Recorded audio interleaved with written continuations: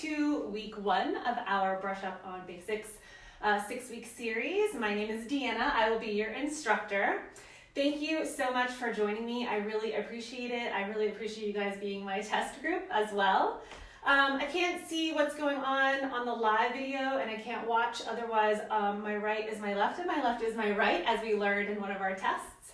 So if you guys have any questions or anything, please make sure that you're posting even as we go. If you're not dancing and you're just following along, we're definitely afterwards in the comments and even to the page, and I will absolutely get to them, and also our Q&A on Sunday morning at 9 a.m.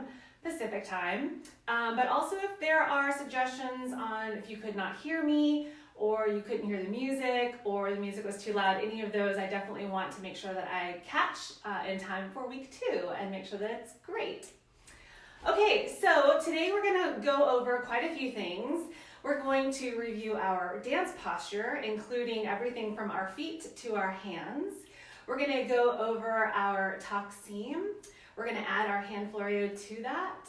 And we're also gonna look at the hip bump, the pivot bump. If we have time, we will look at the Egyptian, but I really want to show the hip bump. So what you'll find is I'm doing things in this session a little out of order than quote unquote the norm, because I want to show you a few things that really tie together nicely. So bear with me while we get through that. Okay, so let's put the cat trap out so that they don't join us. And at first I want to start out with just a simple warm-up. So every week we'll be adding to our warm-up as we go, but today I just want to keep it nice and simple and just kind of get in our body so that we can start getting into our dance. So today's dance is not too intensive, so we won't do too much of a warm-up. But I want you to come together with your feet down on the ground, and just close your eyes for a moment, palms facing forward, shoulders away from your ears. And let's take a couple of deep breaths together. So inhale deeply, let the belly expand. Exhale fully. Again, inhale deeply. Let the belly expand while you inhale. And then exhale fully. And then flutter your eyes open, nice and soft. Okay, let's begin with a quick warm-up. Inhaling our arms overhead, gaze up, just a nice gentle neck movement. And then looking forward, let's take our right arm down to our side, reach our left arm up, and then reach over to the right. Now, while we're reaching, a few things to keep in mind. We want to make sure that our shoulders are level or even to the front, so you might need to bring the right shoulder forward a little bit more. And we want to make sure that the hips are both facing forward, so you may need to bring the right hip or the left hip forward a little bit, so just check in. Keep your shoulders down even though you're reaching over, and if you need a little extra opening in the left side of your body, you're welcome to bend into your left knee. Let all of that weight just kind of release from that left side, and you'll find a little bit deeper of a stretch, but it's only optional. You can keep your legs straight. And then on your next inhale, let's bring both arms up, straighten the legs if you had one bent. And then exhaling over to the other side. So dropping the left arm down, reaching the right arm over to the left. Shoulders away from your ears. And then check in once again. Does that left shoulder perhaps need to come a little more forward? Do the hips need to adjust to be both facing towards the front of the room? And then if you need a little extra opening in the right side of the body, you can begin to bend your knee, but only if it's necessary today. And then inhale both arms up. So keeping our hips pointing forward, we're gonna open up with just a gentle twist. So just opening up to the right side, our arms come down by our sides. You can, if it feels okay on your neck, gaze towards your right fingertips. Just a full spine twist. And then inhale back through center. Let's go over to the other side. So making sure that your hips are facing forward. That left hip is gonna wanna turn with you, but we're not trying to face the left side of the room. That's not the benefit of this warm-up, of this posture in the warm-up. What we're wanting to do is get a full spinal twist. So if you take your left hip back, you're just basically turning to the left. If we keep our hips forward and we twist from the spine only, then we're actually getting the rotation in the spine and we're not just facing the left wall. And then once again, you can gaze over your left fingertips if that feels okay on your neck. And then inhaling back through center, arms reach up and then down to heart center.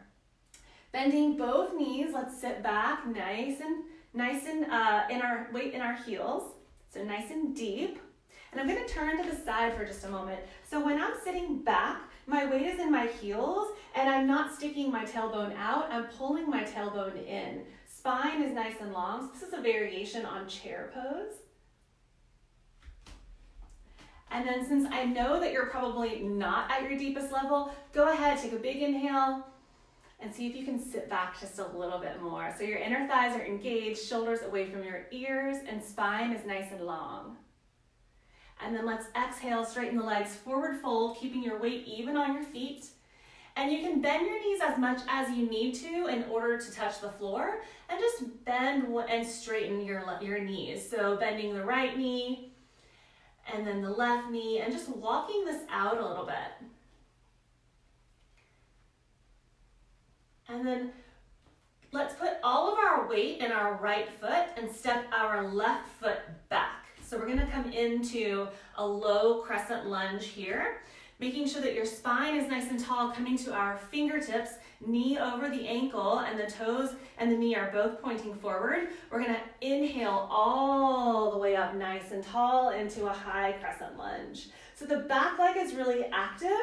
The right leg bone, I'm gonna try not to use anatomical terms, but the right femur bone is gonna come back into that hip socket, and you're gonna turn on the left glute. The warm-up's the only time we're gonna turn on the glutes, but turn on the left glute so that you're opening up the hip on the right, and you've got a little compression on, opening up the hip on the left and a little compression on the right.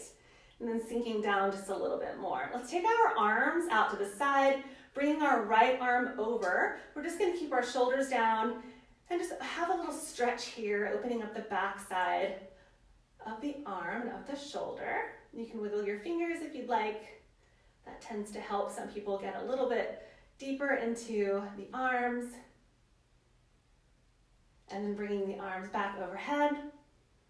Slowly, with control, spine nice and long, coming all the way down, taking all of our weight into our right foot, and then just stepping our left foot in. And once again, just walk it out. Let the hips relax as you bend the knee. So as my right knee drops, my right hip drops. As my left knee drops, my left hip drops. And then taking all of your weight into your left foot now, we're gonna step the right foot back into this low crescent lunge, checking in and making sure that our knee is over our ankle, our toes and our knee are both pointing forward. And then coming onto the tips of our fingers, spine nice and long, inhaling our arms all the way up. And then you can use that little exhale to sink down, checking in with your shoulders down and away from your ears. Really engaging your back leg, turning on those thigh muscles and pulling this femur bone back into your hip socket so you're not just hanging out in your flexibility, but you're turning on your strength. And then arms down by your side. Let's take our left arm this time across the body, opening up the left back of the shoulder. You can wiggle your fingers if you'd like. Don't forget to contract that right glute. Really turn the right glute on. It's going to help open up that right hip flexors. And then taking the arms back up, slow and with control, taking them all the way down, shifting all of our weight into the left foot, stepping forward with the right, and once again, just pedal this out. Bending and straightening, alternating knees. And then let's take our feet out 1, 2, 3 times. Knees and toes are now pointing at the diagonal. Straight, long spine, engage your low belly, and come halfway up, bringing your hands to your inner thighs, and we're gonna bend our knees and lift. Okay, so this is gonna be a variation of cat-cow because I don't normally take people down to the floor during a dance class because we don't know who's been dancing on that. So inhale, open, so I'm arching my spine, gazing up, really extending and opening my spine. Exhale, round. So I'm contracting and I'm pretending like I'm trying to put my nose in my belly button. So really, really rounding the spine. Inhale, open. Exhale, round. Inhale, open. Exhale, round. One more time. Inhale, open. Exhale, round. And then coming back to that neutral spine, low belly engaged, crown of your head reaching forward, we're gonna bring our hands all the way down and then walk our feet in. Engagement in your low belly, bending your knees softly. Let's just roll all the way up.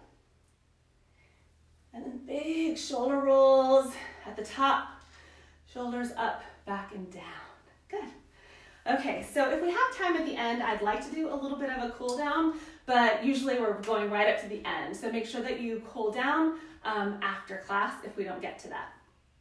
Okay, so first I want to start with our gratitude. I think everybody knows it, so I don't need to go through it. So I'm just going to do it facing you. Coming to the beginning, hands at Anjali Mudra at heart center, shoulders away from your ears.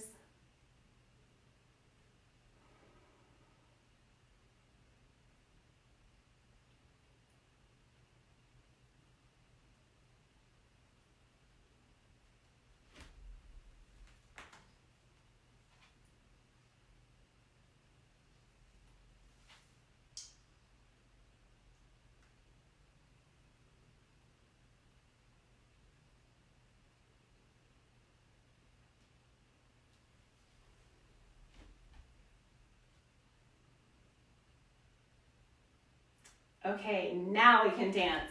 The first thing I want to do is talk about posture.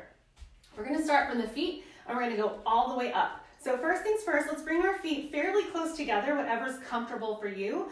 My feet actually don't come together side by side, so I have a little bit of space between my feet. You may have a little more space just depending on your bone structure and any kind of compression that you may have if you bring the thighs together. We just want to have them no wider than our hips, right? Because that starts making the movements look a little different than what we're going for. So we want our feet right under us, as close as what's comfortable for you. And we want our knees nice and soft. Now I'm going to turn my to the angle for a second. Our knees being soft is not this, right?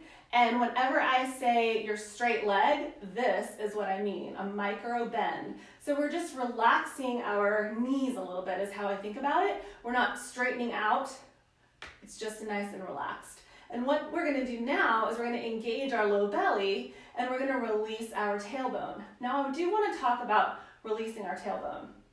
So if you just put your hands on your hips for a moment and just shift your hips forward and back, and forward and back.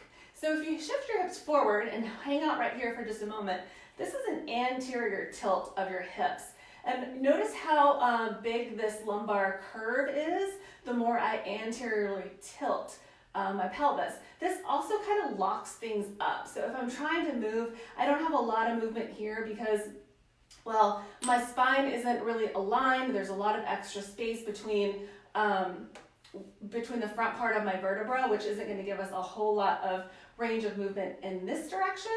But anyways, so what I want you to do is I want you to engage your low belly, but what I don't want you to do is over-engage to now posteriorly tilt, because now this is just too much compression on our low belly, so your spine is a little different than you may think or see or know from back from biology class, but this is basically flexion on the spine. This is a lot of compression on the inside, front and the anterior part of the spine. So what we're trying to do when we engage our low belly and release is we're trying to find a neutral posture in our spine, neutral alignment, so that when we stack our spine nice and tall, we're coming into the natural curvature of our spine and not this overextension or overflexion that we tend to do when we're sitting all day or when we're sitting all day, right? So we're just trying to come back to neutral alignment, and everybody's might be a little bit different. For some people, maybe anteriorly tilted slightly is a neutral alignment, but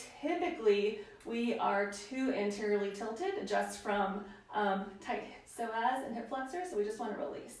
That's my speech about about your low belly engagement. We want the spine to be nice and long. We want the space between each vertebra really growing so that the crown of our head is reaching up towards the ceiling.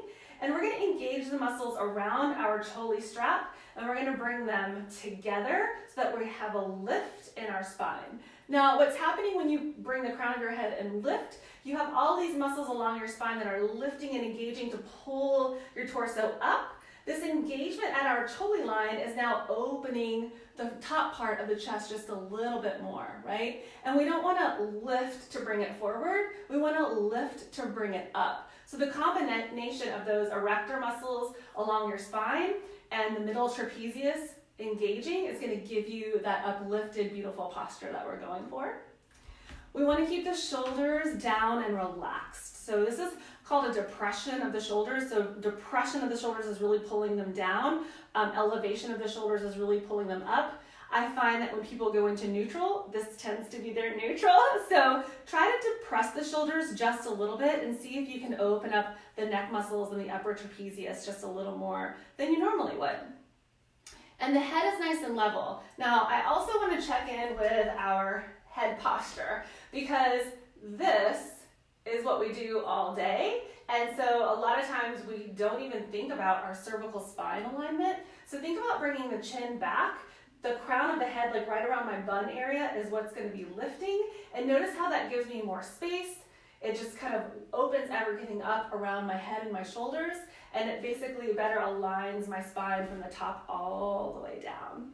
Okay, so now let's find that posture. Checking in with your feet, making sure that you're finding the floor on all four corners of your feet. So not shifting forward, not shifting back quite yet, just really balanced in your feet. Knees nice and soft. Neutral alignment in the hips, so neutral tailbone lift or neutral tailbone relaxation. Long spine and contract around the chole line. Shoulders down, head level, chin a little bit back, just to kind of correct what we would do every day. Okay, so this is our posture. Now, we do dance at our dance angle, so everybody has their box at home, I'm sure. So I'm probably most of the time for a class going to be facing forward, but I do want to mention dance angle in our posture. So dance angle would be our toes kind of going into that left corner of our box. And then our upper body is still going to be open to the audience. There are movements where we will be flat. There are movements where we will be more facing in this left dance angle. But for the most part, we want to be nice and open, right? This does cause a little rotation in the spine. So if you are working on yourself or with students that can't quite get there, their angle doesn't have to be as deep, right? We really want them to be nice and open. The main thing is for them to be able to see their leader and for their followers to be able to see them. So we definitely do want some dance angle, but that angle may just kind of vary from person to person. So I think Jessie is watching. We have geeked out on this a little bit. If this is how we kind of look at it, if our dance box is actually a clock, then our toes are at about 10:30. But you don't have to be that precise. But I thought I'd throw that out there. Okay, so I'm gonna come back facing forward just so that you guys can see everything happening in the body.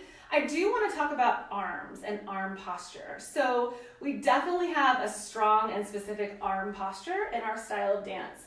That is going to be a slight internal rotation in the shoulders, and that's going to lead most of our movements. By internal rotation, what I mean is if you take your arm out and your palm is facing forward, then that is external rotation, right? You can even bring your palm up and you can put your hand on your shoulder and you can feel that humerus bone is externally rotating in that socket, right? And so if you take your palm now down to the floor and you rotate it forward, then this is now internal rotation. Now with internal rotation, it doesn't mean I'm going to elevate my shoulder. I still want to keep my shoulder relaxed. It also means that my elbow will automatically lift, right? So if I'm internally rotating at the shoulder and I bring my arm down so that my hands are by my side, this is our arm posture, right? And we're not gonna have our hands on our hips, I don't think ever, so play around with what works for you. For me, I don't have a long torso. My hands kind of go around in my hip creases. For those of you that have a long torso and maybe short arms, maybe your hands come up a little bit more. So what I recommend is play around in the mirror with what works for you. We want a nice soft bend in the elbow, but not a hard, sharp angle, okay? So nice soft elbows. Now we maintain this arm posture no matter where our arms are in space. And by that I mean shoulders down, right? Arms engaged. So my teacher talks about the elbows being engaged. So if you want to think about the elbows, that's perfectly fine. So I want to think about lifting the elbow, right, with this internal rotation to bring my arm up to counter height. I even think about that internal rotation, shoulder being depressed as I bring my arm overhead, okay? If I bring my arm in front of me, notice there's internal rotation because my elbow is lifted, right? And then I can bring my arm all the way back down. Let's do the left side. So if I lift my arm out to what we call our countertop, my elbow is lifted, my shoulder is internally rotated, and then bringing my arm overhead, making sure that you're depressing your shoulder blade so it doesn't lift up, and then bringing your arm in front of you, and then back down. Okay, so let's do both. So lifting our arms up to our countertop, and then lifting our arms overhead. Let's sweep the right arm down, keeping the elbow lifted, lifted, lifted, lifted, lifted, lifted, lifted, lifted, and back. And then bringing that left arm all the way down. Elbow is lifted, lifted, lifted, lifted, all the way until the arm is up. Now, even though you have like internal rotation in the shoulders, even with your arms up, you can think about it as elbows back, and that'll help you not bring your arms in like this. So elbows back, perfectly accessible, and great terminology for our arms being overhead. Now I do want to talk about, for just a moment, our arms being at counter height. So there's a trick, and I think some of you guys have heard it before, but I do want to reiterate it because it's a really good one. Okay, so we have this group of shoulder muscles called deltoid muscles, and they are basically what lifts our arm up with the help of some others. They lift our arms up. So if we're standing in our posture and we lift our arms up, those deltoid muscles are contracting and they're holding our arm in place. Those deltoid muscles don't tend to be very strong unless you're like lifting weights. So we want to help them out a little bit. So instead of thinking about lifting our arms up, it's super helpful to think about bringing our arms down. And that activates a whole different muscle group.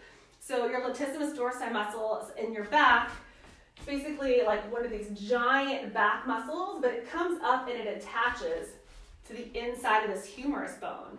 And one of the actions of this muscle is to adduct, A-D-D, adduct the arm to the body, which means bringing the arm closer in towards the body. It's a really big back muscle. So with our posture already engaged and our arms overhead, we can engage those back muscles to help bring our arms down. And then our deltoids aren't fired as much, right? The motion, the movement and the contraction is mostly happening in our larger back muscles. So if your arms are getting tired, especially as we go through our course and we work on arm undulations and various arm movements, just bring them up, check in with your posture, and then lower them back down, as opposed to, oh my gosh, my arms are so tired, right? Because that's just gonna turn those deltoids on yet again. Let's use some of the back muscles. Okay, so we've talked about our posture and we've talked about our arm posture. While we're at it, I would like to talk about our hands and our hand posture because that is super important as well. So when our arms are floating, our fingers are just nice and relaxed. In fact, I'm going to put on my finger symbols so that you can see what's going on. Feel free to put on your finger symbols as well. Okay, so finger symbols on, and what I want you to think about is your hand being nice and relaxed. The work that's happening is in this shoulder joint, right? So I'm in my posture, and then I'm lifting my arms up, and my fingers are just nice and relaxed. Yeah, no matter where they are in space, my fingers are just nice and relaxed. They're not stiff and like moving my arm. Just because you can see the hand mostly and not the shoulder joint when you're dancing doesn't mean it's the hand that's making the action. Okay, so our hands are nice and soft. That way we can play our finger cymbals without a lot of tension. But we do have our hand florio. So let's look at our hand florio and then let's put all these together in a little bit of movement, a little bit of drill. So our hand florio looks like this. Yeah. And it's basically, you can think about it as a wrist circle, but very specific and identifiable wrist circle. So with our arm on our countertop, I want you to think about this blade part of the pinky part of your hand being rested on this countertop, and your fingers are nice and relaxed. And we're gonna lift the wrist, and because our fingers are relaxed, they just kind of hang out there. And then we're going to set the wrist down, right, where the edge of our pinky was. So now our fingers are facing over to the right. So let's do that part again. So my blade of my pinky is on my countertop. I'm lifting my wrist, and I've just switched it. So now my thumb, you can think about it as your thumb there. And now I'm just going to wave my fingers so that I'm pressing the palm of my hand forward, coming right back where I got it, right? So it's pretty detailed. So I start here, side of my hand on my countertop. I'm lifting my wrist. My fingers are just kind of dangling because they're nice and relaxed. And then I'm just basically switching sides. I'm flipping my hand over and then waving behind. And you can think about it as having like a shot glass in your hand between your fingers and flipping that over and then waving it and then flipping that over and then waving it. But I wanted to share this thought process with you guys since I know everyone on here has worked on hand florios. What I have noticed is people are cutting off this part of the hand florio. So I really want you to think about it's the pinky side and then it's the thumb side, because that way the hand florio won't get cut off, because what I'm seeing is pinky side, stop sign, and then the hand florio finishes. So we really want to think about the full hand florio happening. And then when we add that into our arm circles, it's a lot easier to follow our leader and for our followers to follow the leader, because we're doing the full hand florio and everyone is doing the full hand florio instead of the leader kind of cutting it off and then our hand florio is not really being together. I hope that makes sense. Makes sense in my brain. So what I want to do is I want to add the hand florios onto the arms. And since everyone has already worked on hand florios and arm circles, I'm going to turn the music on, and what the drill is going to be is getting this full hand florio in all of the parts of the arm circle. Now, for this drill and for most of our arm sweeps and florios, there isn't a specific count, right? It just kind of is like follow the lead, and a lot of times it just kind of ends up syncing up. So if I don't do as many as you do, or I'm doing too many, then feel free to do what works for you. But I really want you to focus on getting the full range of motion in the hand and that full hand florio, okay? One more hint I do want to give is it's really important to keep this internal rotation and this nice lifted elbow so that when you come back around, you don't drop, yeah? So if you can't quite get your wrist over here without dropping your elbow, just don't go as much, but think about it so that you're not cutting that part off. Okay, I'm gonna quit talking and let's start dancing.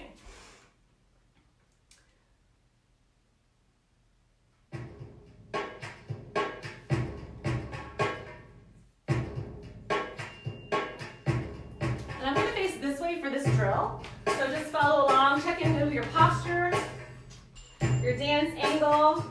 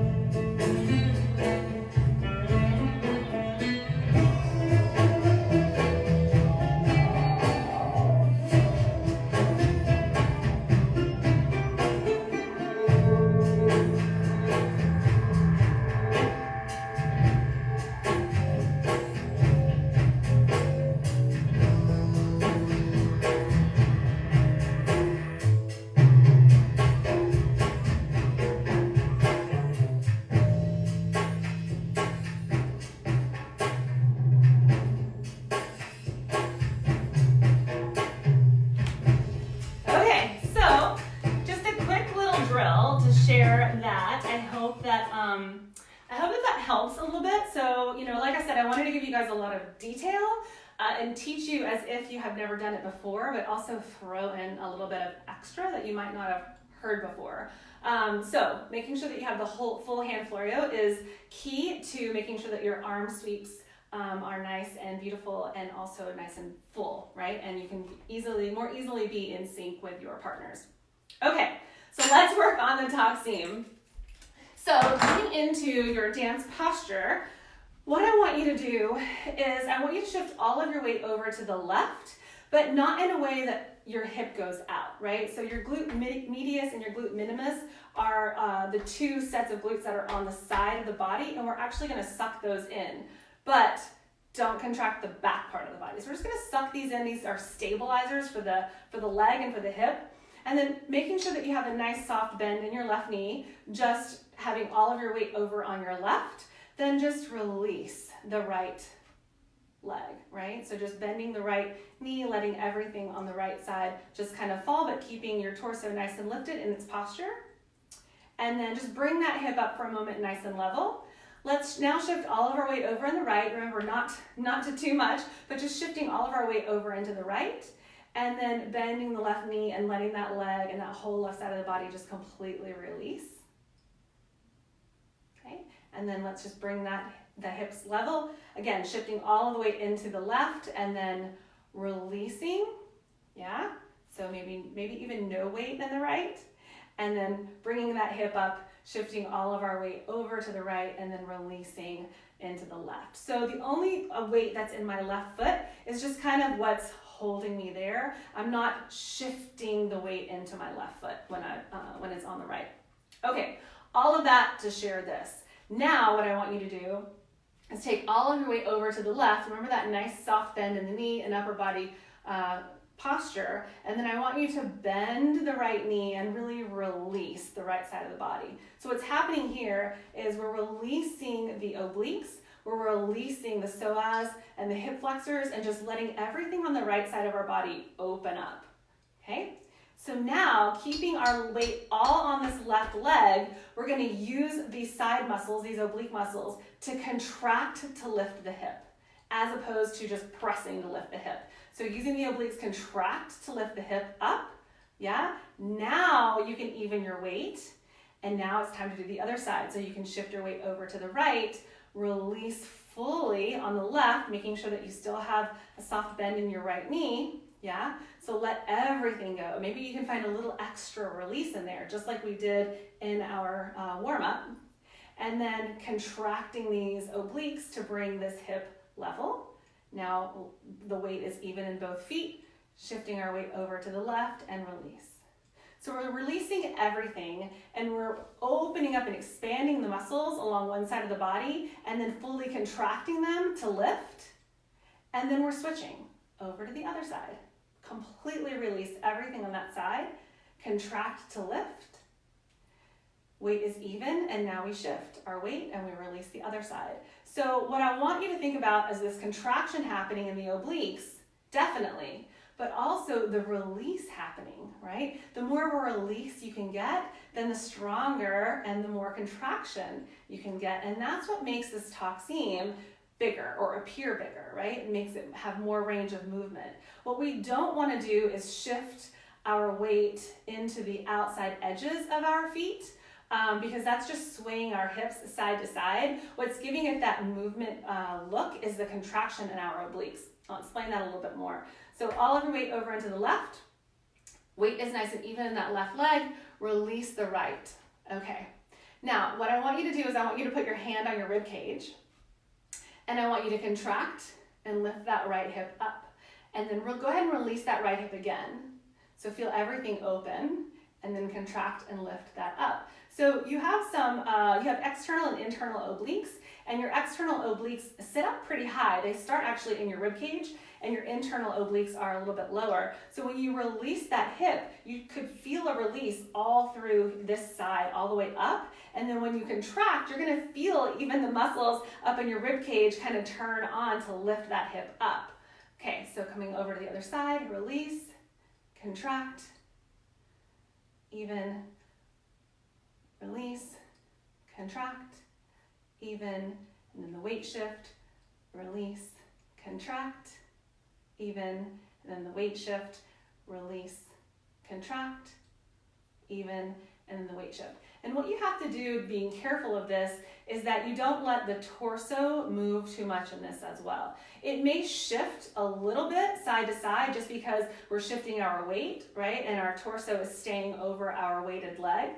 So it may shift side to side slightly, but it's not going to dip. If we're dipping, then we're contracting too much of our obliques and we're bringing our torso down. We just want to contract and really isolate our obliques to not bring the upper part of the rib cage into it, right? Okay, so I'm going to put some music on and we are going to drill that. I'm going to drill it facing towards the mirror just so that you can see, hopefully, you can see the contraction happening in the obliques. And then in the middle of our drill, I will turn and face the other way so that you can see it from more of a following standpoint. Here we go. So find your dance posture.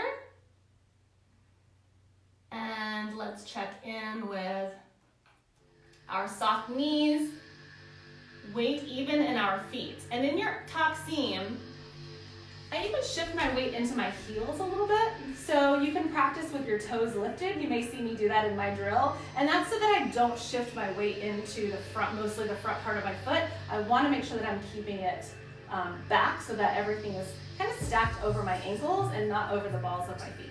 Okay. So finding your dance posture, shoulders up, back and down, knees nice and soft. That's super important for this movement especially. Okay.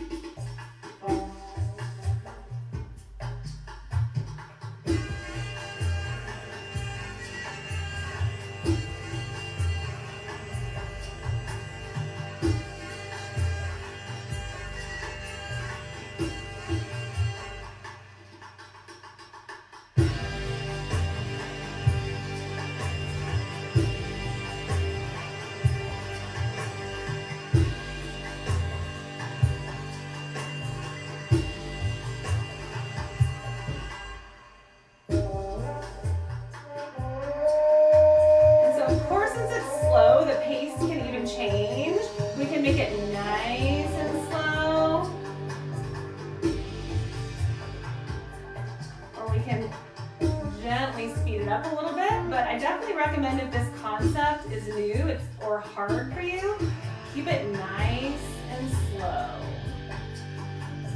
I tend to practice this when I'm brushing my teeth in the morning. No joke. With an electric toothbrush, it's a little easier, but I recommend it because your brain isn't really working by the time you're up and brushing your teeth. It's still kind of asleep. So you're not overthinking this. So I'm going to face the back. Follow along. Finding your posture. Checking in with the weight in your feet. Knees nice and soft.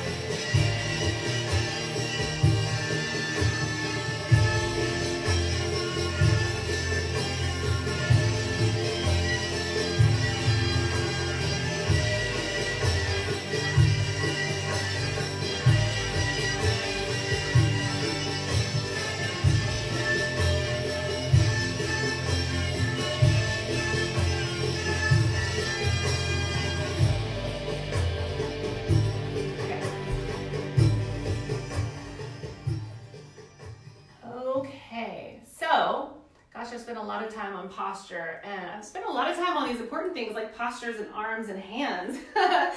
So don't have that much time left, but let's squeeze in a few more things.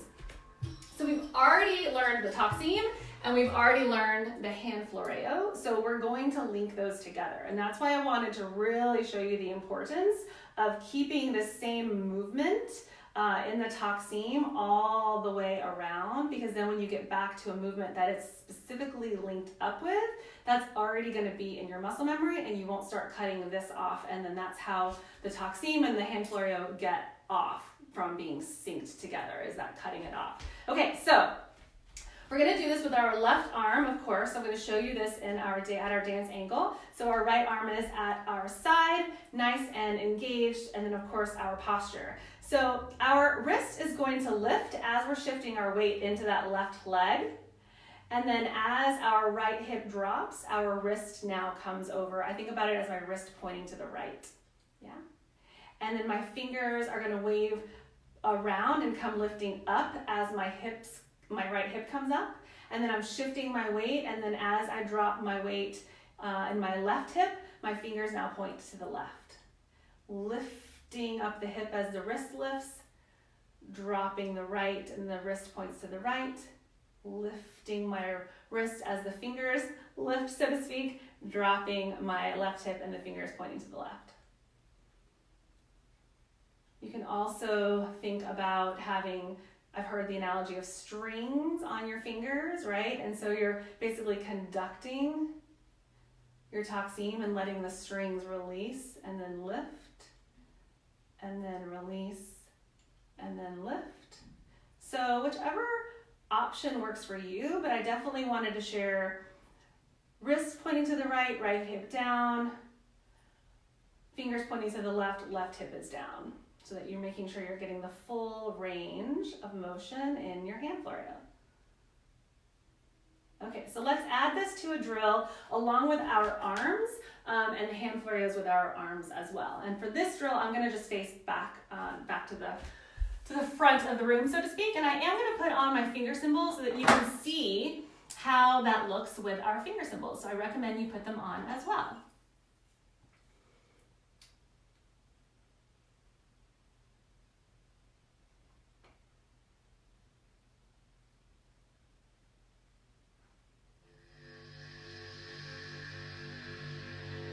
Finding your posture, take a deep breath in, shoulders up, and then release, shoulders down, right into your posture.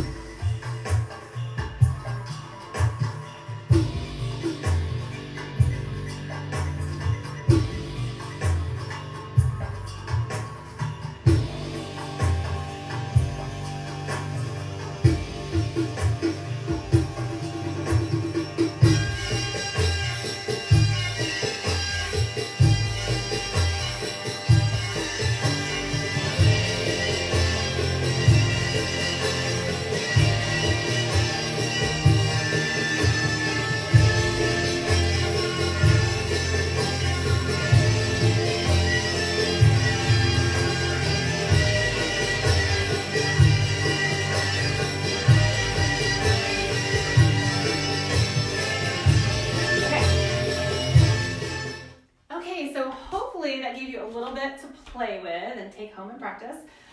So I would like to go ahead and move on to fast. We only have a little bit of time, which is why I just wanted to share the hip bump / pivot bump with you guys today. It's a fairly simple move that has a lot going on with it. And I want to compare it to a little bit with the Taksim, which is why I wanted to put it in here today. So with the hip bump, this is what it looks like for those of you that don't know the names of the movements quite yet, right? And we call it a pivot bump because it can pivot around as well. Okay? We do this in a 4 count step. Now it's important to know that our moves are in 2s, 4s, 8s, and those variations. And so that we can get into more in like a musicality class or discussion, but just know that all of our movements have either 2, 4, 8, 16, and even combinations go up to 32 counts. And this one is specifically a 4 count move. We're not going to count it, even though this is one complete hip bump. We will never do just one of them. So for instance, if I'm doing an Egyptian, right, I'm not just going to do one hip bump and then go into something else. So we're going to do them in 4. Now, we have 3 basic foot positions. We have the foot position where both feet are flat on the floor, right? All 4 corners of both feet on the floor, really grounded and earthed in. And then our second foot position is where we have 1 foot flat and 1 foot on the ball, right? So now we have our weight across the top part of the ball of our foot, the transverse arch. And notice what that does with our knee, of course, right? It's gonna bend the knee. So we're coming on the ball of our feet. And then our third foot position is where we have both feet on the ball. And by that, we don't have to be up really tall. We just have our knees nice and soft, and we're just lifting our heels to once again have that weight in the transverse arch, that the top part, the ball of our foot, so to speak. Okay? So the pivot bump or the hip bump is actually with the foot position where 1 foot is flat and 1 foot is on the ball. And the reason I wanted to share this one today is it's a super simple movement, but we don't really cover a lot of the details with it. So the hip bump, we want our feet to be pretty close together. So as close together as we had with our Taksim. So check in, because I see feet all like out here. We want to keep our feet really close and underneath us, right? Our hips are level to start. And what we're going to do is opposite from the Taksim where we used our obliques to lift. We're actually just going to press into the floor, and that action is going to lift our hip, right? And the difference is in the Taksim, we didn't have any weight on that hip as we lifted it, right? But the pivot bump, we are going to have about 10-ish% of our weight in that right foot, so we can press into it to lift the hip up. And then we just come back to where we got it. So this is on the beat. This is the 1. And then 2, 3, 4. 1, 2, 3, 4. And what we're doing is we're keeping our head nice and level so we're not bouncing like this. The same muscles that we used on the side of our leg to make sure that we weren't leaning over in our Taksim or in our part of our warm-up, the same muscles that are going to turn on for our hip bump, right? And that's going to keep us stabilized so that we have a little bit of movement just coming back to neutral, but we don't have all of this movement happening, all right? So this is really engaged, this left leg, keeping your glute max to the back of your body, nice and relaxed. Your butt, nice and relaxed. Tailbone is relaxed by engaging our low abdominal muscles. And for this one, we're gonna go into arm position 1. We do have an arm position 2 as well, and we'll talk about that perhaps next week. Arm position 1, my left arm is up and back, right? We learned our arm posture earlier. And my right arm is not only at my countertop, but it's actually back a little bit just to open up to the audience a little bit more, okay? So to start this movement, we're gonna start with the hip bump, but the arm is gonna sweep down and out to our countertop, okay? 1, 2, 3, 4. 1, 2, 3, 4. 1, 2, 3, 4. 1, 2, 3, 4. Now notice, as I'm doing this, my feet are staying on the ground. I'm not pressing into the floor every time I do a hip bump. That is not only exhausting for this right thigh muscle, but it's also a lot of extra work on the left leg and the stabilizer. So just keep the foot where it is. Keep both feet exactly where they are. All we're doing is pressing into the floor to lift the hip, okay? We do have a few movements where this right foot might come off of the floor a little bit, simply because we're going to be pivoting around, and it kind of has to. But when you're doing the hip bump in place, your feet are in place. Okay, 1, 2, 3, 4, 1, 2, 3, 4, 1, 2, 3, 4, 1, 2, 3, and 4. All right, and so we call this a pivot bump because it can pivot around in a circle. Now, I'm not going to be able to talk really about formations and flock of bird concept in this class because I'm a little by my lonesome, but we can talk about that perhaps in our discussions. So with our pivot bump, just know that we pivot around in a flock of birds. So maybe it's 8 counts, maybe it's 10 counts, maybe it's 12 counts. We're listening to the music, and the leader is the boss. And remember, the leader is not just the person to the front left. The leader is the person that can't see anyone else. So I'm gonna have to come up with some imaginary friends so that you guys can see who I'm following as I go around with my pivot bump. So let's just start with our pivot bump. So let's bring our hands down for just a moment and check in with our posture. Upper body posture, super, super important. Nice bend in the knees. Let's bring our arms overhead. 5, 6, 7, 8. 1, 2, 3, 4. 1, 2, 3, 4. 1, 2, 3, 4. 1, 2, 3, 4. Now I'm going to pivot, and when I pivot around, I'm lifting my foot up on the and 1. That way I can just step it a little bit in front of me, in front of, like if I'm going in a circle, and press up on the count. So and 1, and 2, and 3, and 4, 5, and 6, and 7, and 8. Okay, so the and is just a slight foot lift so that you can set it kind of like where you're going, and it paddles you around, but not in a way that you're twisting your hip to paddle around. It's simply going up, up, up, up, up, up, up, up. And at that point, when you're turning, the weight in the left foot is going to shift more into the front part of the foot, but we're really still not lifting the heel. We still want to be grounded in our movement. So let's do that together. 5, 6, 7, 8.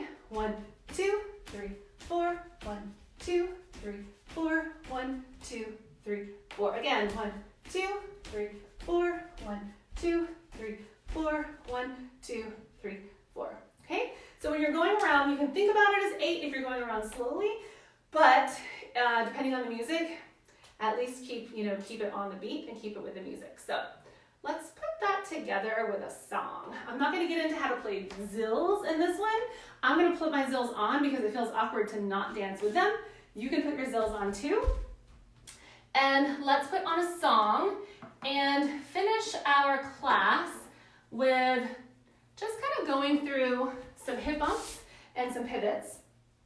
And I might throw in a faster hip bump and change the arms to arm position too, but we'll talk about that a little bit more next week because I want to talk about arms a little more next week.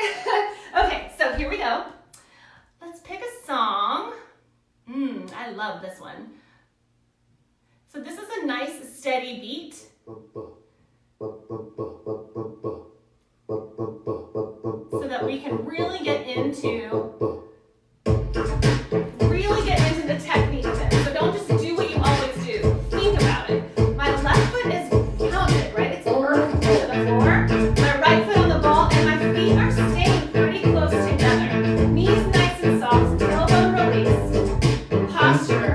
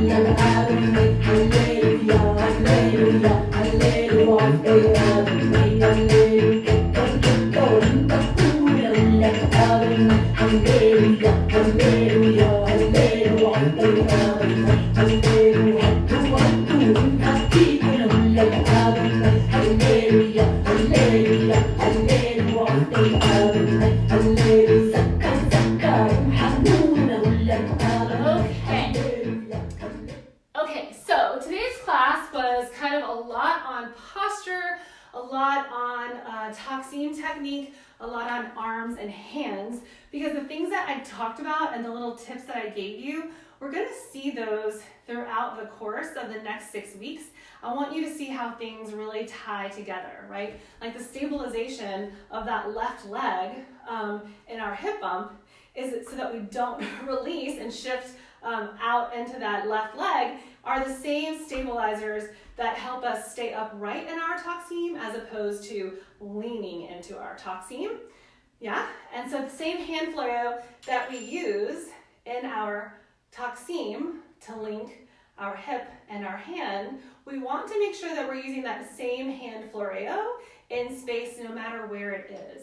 And don't just cut it off when all of a sudden you can't see it. From here on out, we'll move a little bit faster, dancing to a lot more songs because we'll have more moves and more things to put into those. But thank you so much for joining me. It's kind of awkward to teach to my phone. So thank you for being my test subject because that helps me kind of weed out the areas that, I don't know, just that I get a little awkward because I can't see what's going on. So I appreciate it. Okay, comment with your questions or post them in the group. 9 a.m. Pacific on Sunday, I will be Facebook Live and I will be answering questions. I'll go back through the video and anything that I wanted to cover that I missed, I'll also discuss at that point as well. Thank you so much for joining me. Have a wonderful rest of your evening or rest of your week whenever you're watching this, and I will see you for class next week. Mwah! Bye.